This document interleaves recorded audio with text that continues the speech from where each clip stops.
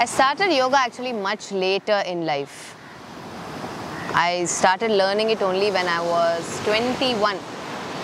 And my teacher was Leena King, and I did a short course with her for a month. And I remember asking her, is it too late for me to start working on my flexibility? And she said, more than working on flexibility of the body, it's important to work on the flexibility of the mind. And that really made a huge difference to my perspective of yoga. And there are different kinds of people. Some people may be practicing only for like 6 months, but they'll be able to be more flexible. And some people may be doing it for 8 years, but they're not as flexible. But what really matters is how you're perceiving life and comparing that to yoga as an analogy.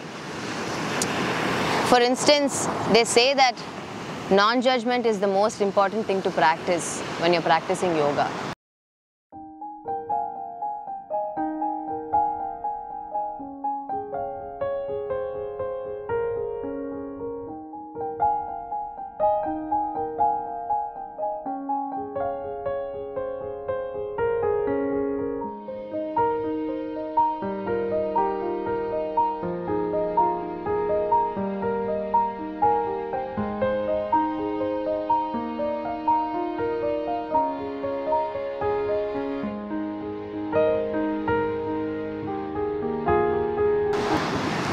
And how it made a difference to my life is every day there's progress.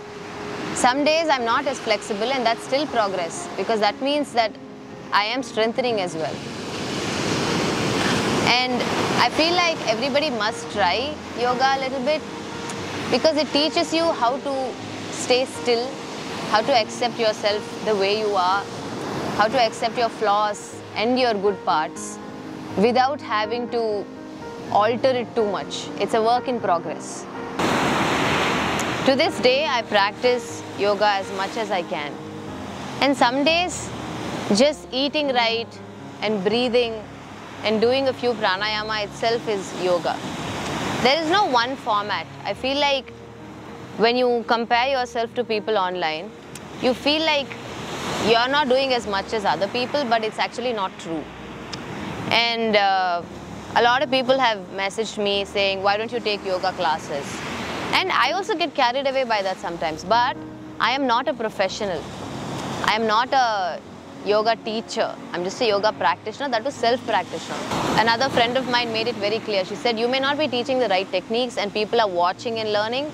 And that may mislead people and cause other kind of injuries. As much as we follow all these people online and like to create a bond with them and want to see if we can learn something from them, yoga is something that you need to learn from a proper teacher, because it's very personal.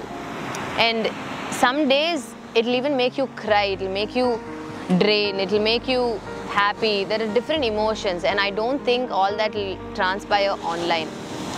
And I don't think you can measure flexibility with just flexibility of the body. If I'm able to sit in this position for an hour, that means I'm a good yogi myself. If I'm able to stand in a split, that's a good yogi.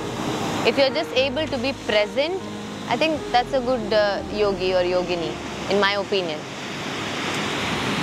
So I think practicing stillness and practicing living at the moment is one of the hardest things for me, because I have a very short span of attention for anything I do.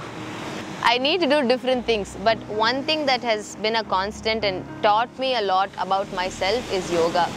And that's why I recommend it to anyone and everyone. And if you take the list of all the successful people, and I don't mean just money success, anybody, if you take their routine, there'll definitely be meditation, yoga and breathing in their routine.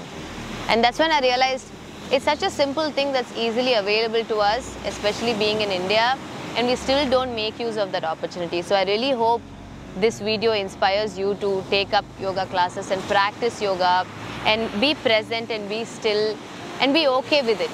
It's okay. It's okay not to be okay, and it's okay to be okay as well. And it's okay to want to better things in life. So yoga to me is it's okay. It's fine. So I really hope that you feel that way as well. You feel it's okay, it's fine, wherever you are, however you are.